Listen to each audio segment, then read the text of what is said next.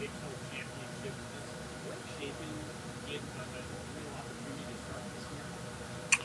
I think he does. Yeah, I think a lot of, for me personally, you know, um, strong amount of learning my first year. And so the quarterback we had, and then the struggles of the season, and then really not at that point, not really opening things up or not looking at ways to maybe interject something new. And I think there's probably old biases and old beliefs there that probably they needed readdressing, and it's hard when you kind of go through that in a hard there's hard lessons, I guess. And so I think now, or then you look back at it, and it's like you want everyone on your team to feel like they have a chance to play, and if they're performing well, that there's a pathway for them to play. And I think if you can create that or get close to that, you've got a chance to everyone really feeling valued. And so I would say yes, but I guess that'd be a guess.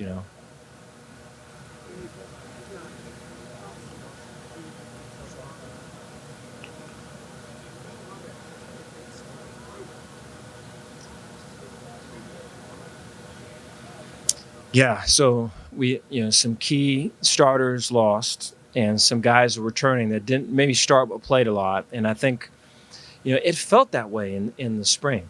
It felt like that, and it feels like that now with their summer workouts. There's just a real strong cohesiveness, and there's just a very there's a very robust belief, that they can accomplish this and they can do that and all of it.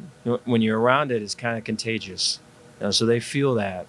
So it's cool. I think it'll be smart for us to rely on our strengths early and develop that needs developing, and then hopefully into the season be able to throw a fastball and a curve and maybe a changeup.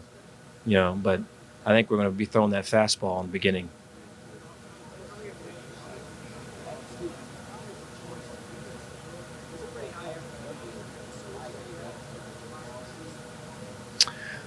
So Joey McGuire, yeah. So I think when I think of Joey, I think of everyone that knows Joey. And so I think of, like, you say his name and people smile, and they've got just great. I think that energy that he has is contagious, and so I can imagine what it's like in Lubbock. So excited for him. Curious about the success that you guys had in year two. Is a lot of that attributed to maybe your first year there, the COVID stuff, and that being able to really work with your guys, get a good feel for what's going on? Or is that just kind of what really clicked for you guys in the second year? I appreciate the question. I think so. What made it click in the second year? I think I was talking about this earlier today. And I don't mean this in an ugly way. And it's just for me, it just seemed like it took a long time. And it might be the genesis of the question is that it happened fast, and so I just think it's kind of an odd thing. But I can't tell you how many from 2020 to 2021, just how many conversations I would have with either staff members or players, and I would feel that I wasn't holding anything back. I wasn't trying to be anything that I wasn't, and I was saying what I felt was truth. And just the look on their faces was that they didn't believe, like a word I was saying, man. They thought I was full of whatever. And it's just crazy, and it's like that would, I think, but I think there was, I don't know. I never really reacted to any of it. So if it happened Monday, then we would talk again on Tuesday, and then we talk again on Wednesday. And I think all during the time they're looking to see, maybe it's a practice or it's a workout or it's a game, and they're trying to see, hey, can we get them? Is it fake? Can we see this or that? And so I think that kind of went by too. And so, it just felt like it was always a thing, you know? And so I think the final piece to that was probably winning, which it's hard for me to say that. I'm probably too idealist that, it'd be great if you didn't have the winning, but I think you probably needed the winning to have all the belief. Yeah.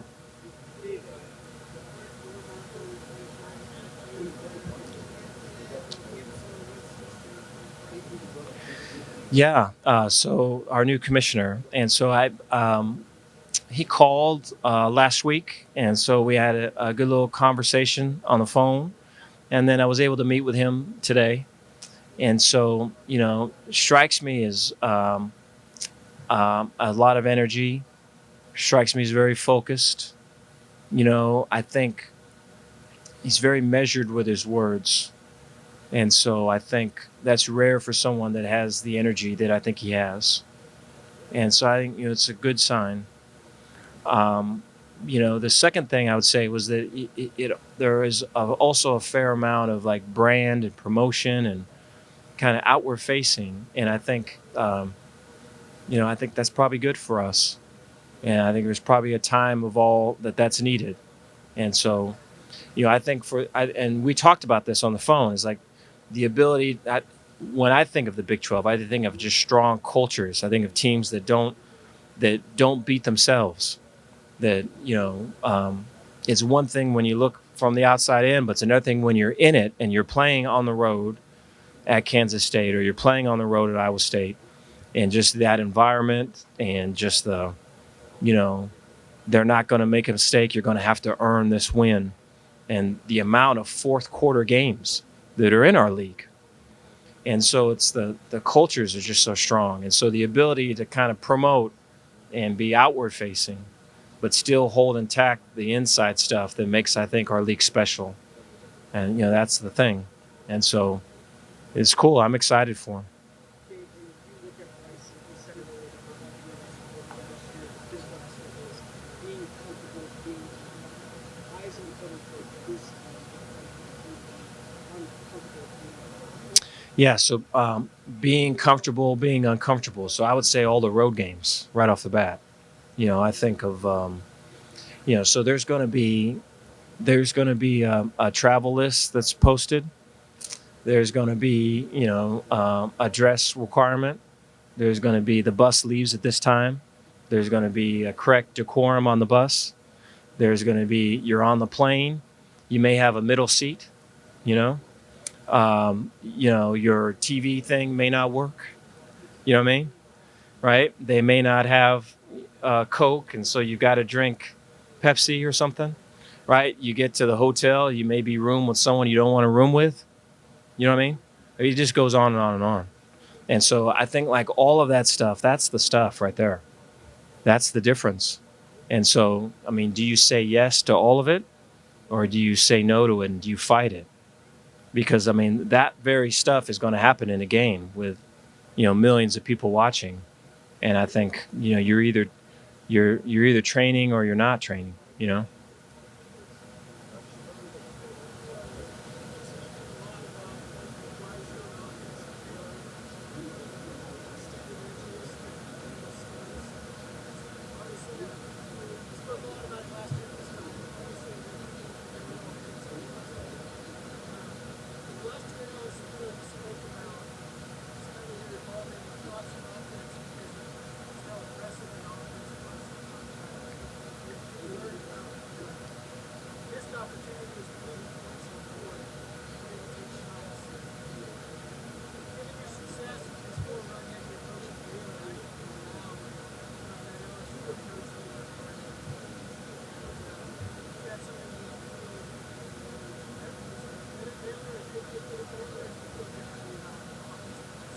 It's a really good question.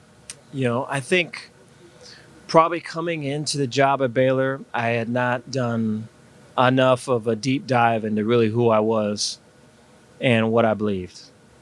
And it was probably too impacted by that particular season. I would say if I were to tell the truth, it's probably hard to say. Um, you know, I'd say that number one. Number two, I would say is that both particular styles maximize the particular strengths of those particular teams. LSU and their skill, and then our ability to have great size and strength with skill as well. You know, and so I think that would be number two. I think you know the third thing would be an add-on from last year, I guess. Talk is that all the amount of 10 personnel looks, right, and you know, um, spread open receivers and sets and all the twists and stunts and pressures and on if it's a continuum of battling or of addressing spread sets on one look. There's the linebacker pressures, stunts, twists every snap, right? On the other end, it's the 5 DBs in the back, right? The 3 high safeties, and then what's the coverage? Read it at the snap, right? But all of those, I think, are built for defending spread, you know. And so I think, that that which the Big 12 was known for, right? And I'm sure, especially with a lot of the participants tomorrow, that they want to be known for again, here is that's kind of that, that was I think a response to that on defense. Well, on offense, the response would be surfaces, right? So like if you're going to play with 5 DBs back, so in other words, say you take a 3-4 and you remove from the weak side that weak side outside backer and you put him back 10 yards and you keep the rest of the structure the same.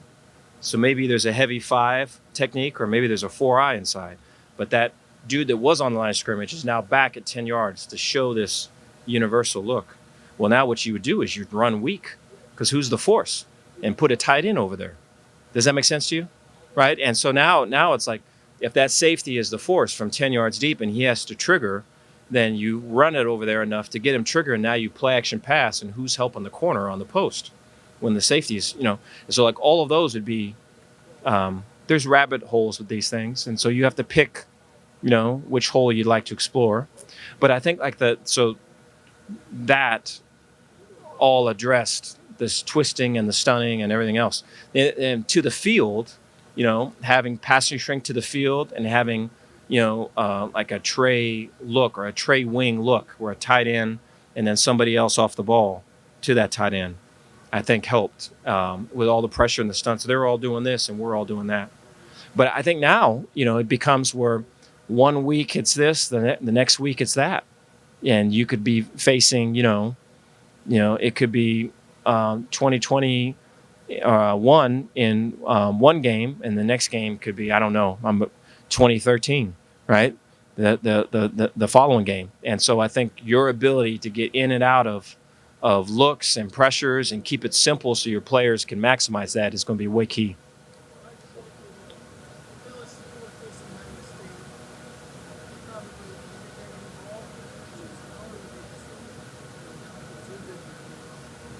So from LSU's perspective, you're talking about? Yeah. And yeah, so I think two things LSU did that I think are very hard to do in our league. And so I think one of the things would be, are we saying that the talent is equal on both sides? Right? Are we, so between LSU and then the other teams, are we saying that? But the two things they did was run inside zone really well, and you had Clyde that could bounce and cut and here, or here. And then the other thing they did was, they got 5 out continuously. And prior to that, LSU for years would, max protect and bring people in, and, they're only getting 3 guys out.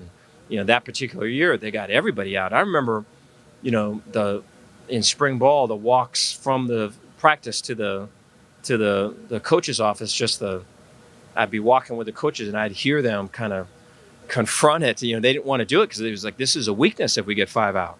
And for sure, what a strength it was, at the end.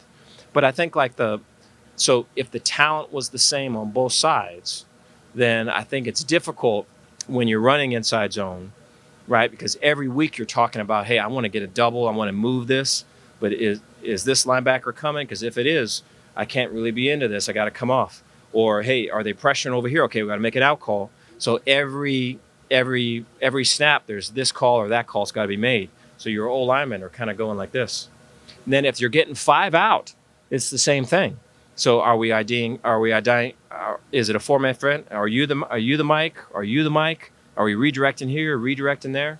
And so it becomes when teams are doing a lot, then it becomes a lot to deal with. And so I think, I don't know if that answers your question. I'm sorry? No, I think at the time, I mean, there wasn't people getting 5 out, and there wasn't the tempo throws that they had, right? And then I think, I think the ability for Joe to make the right reads with RPOs was way key. But then I think, another key factor I think that particular year was that LSU would run option routes, where there was in the past there was a looseness I felt. Or a loosening of, and more of a giving of power to players for them to make plays. Whereas I think previously it was like, we got to control this. We got to protect and bring everybody in. And we got to run this route at this depth and everything else. What they started to do is get everybody out, right? And then I'm going to run a slant. And if you take away the slant, I'm going to get my foot in the ground and I'm going to wheel out. Now all of a sudden that thing was caught because there's a space. And now the guy goes 50 yards, And so that just opened up a whole new world. It's crazy how that goes, but I think there is such a there is such a transformational.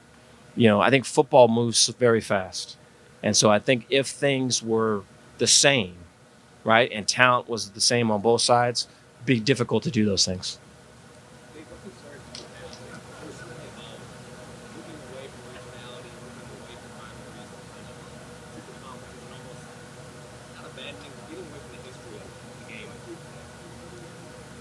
I appreciate the question. I think I think for a lot of our players, I think there isn't really much of a concern.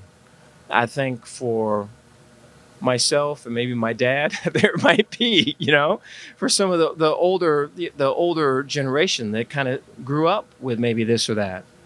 But, I think there's change now. There's been change before. I remember always watching Oklahoma play Nebraska. I remember watching that game all the time, and it's been a while since that's been played. There used to be a game within this state that would be played every year, and so I think, within the change, there's new possibilities, and I think that's exciting.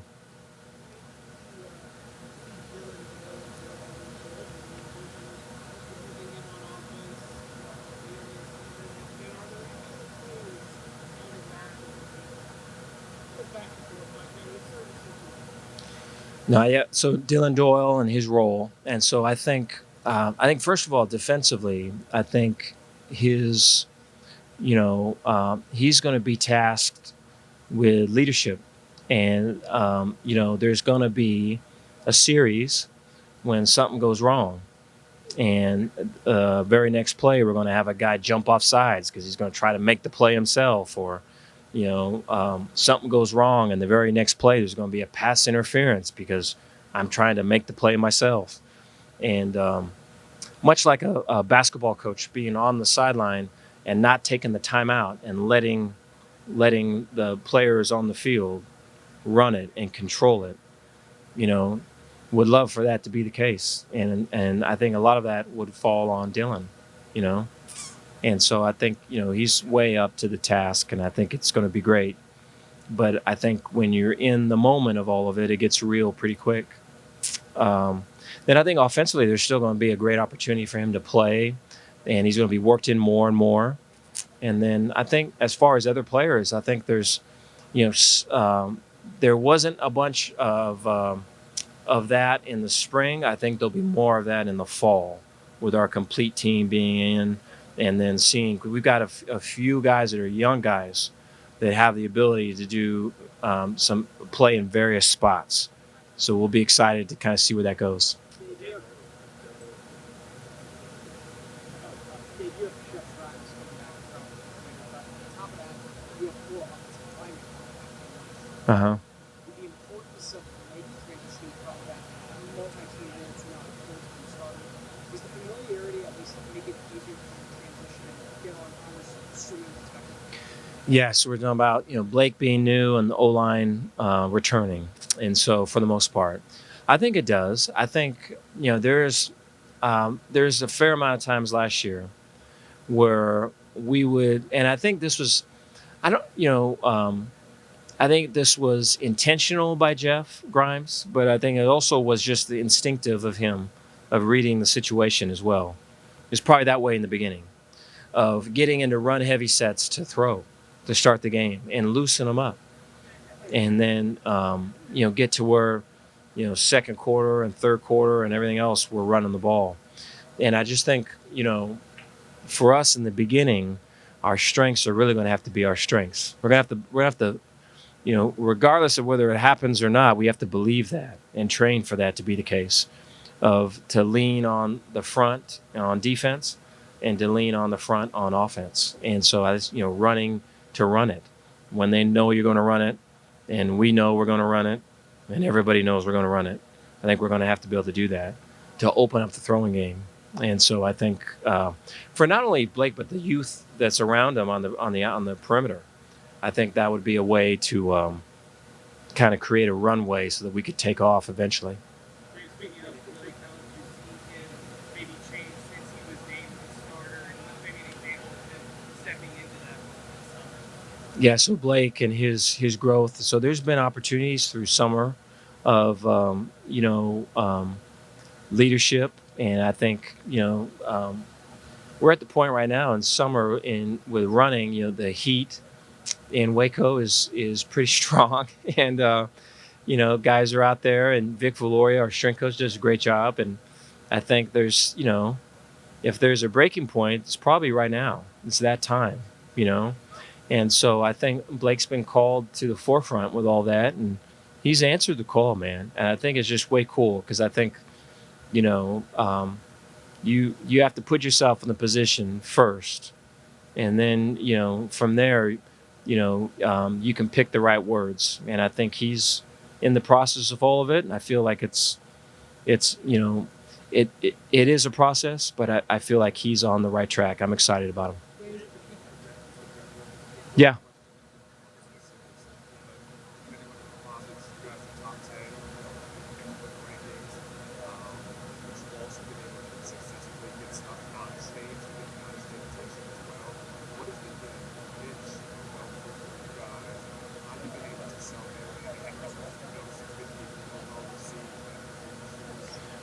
You're talking about recruiting? Okay. Yeah. So I think the medium is the message.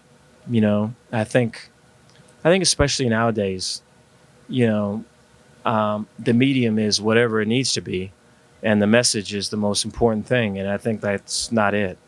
So I think whatever the medium is, that's the message. And I think that's hard because you can't really like tweet that out, and that doesn't probably do well on Instagram. But I think when you have home visits and you're around real people, the real things matter. When you think about can you talk about your familiarity with it, and how do you think Brent will do it over the next? So Brent Venables, yeah, I'm a big fan of Brent. I think I remember watching his linebackers when he was at all the way back, K-State, Oklahoma. I still remember having an old linebacker drill tape from Oklahoma. And, I've always admired, what he's done, but more so how he's gone about it.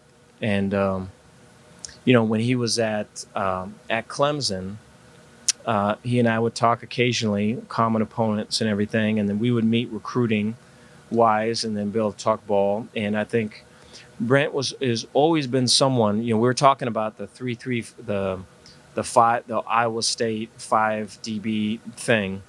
And I remember, so this is a good example of, I remember studying that. We would bring people in to speak to the school I was at about that. And no one else had really, at that point, had really run that except for really Iowa State and maybe a few other, small colleges.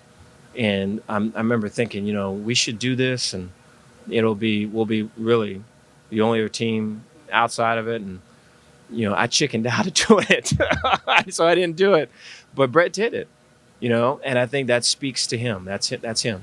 And so he's unafraid of that stuff. He lets it roll, And so I think that's going to really do well for him. Is that type of courage and ability to kind of let it rip. And I feel like culture-wise and everything, he's a great fit, man. So way excited for him. Where were you at right here? At Where were you at? You said you didn't go. LSU, yeah.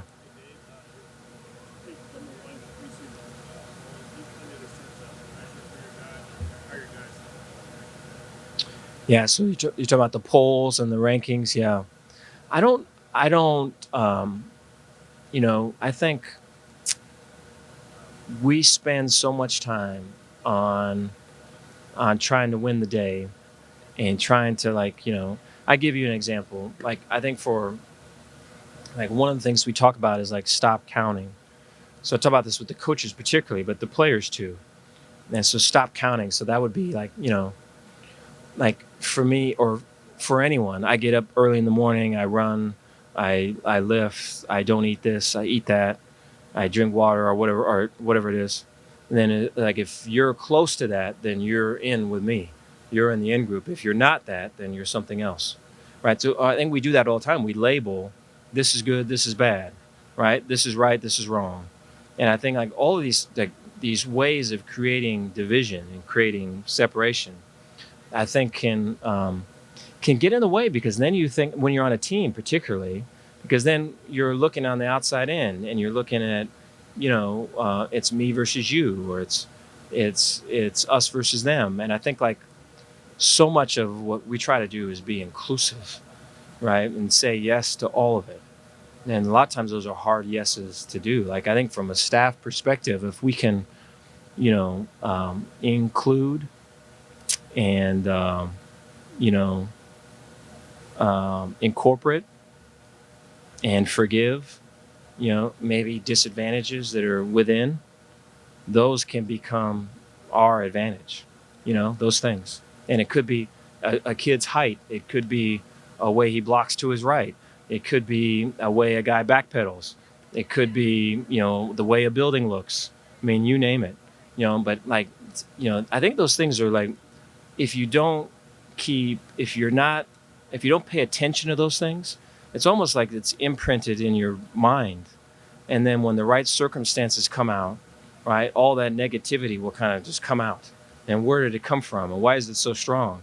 And so I think, the thoughts leads to words, leads to actions. And I think, we try to go there, so there ain't much time for the rankings and everything else, Now, I think for some of the youth on the team, they probably don't get all of that yet. So there's still some work to do there.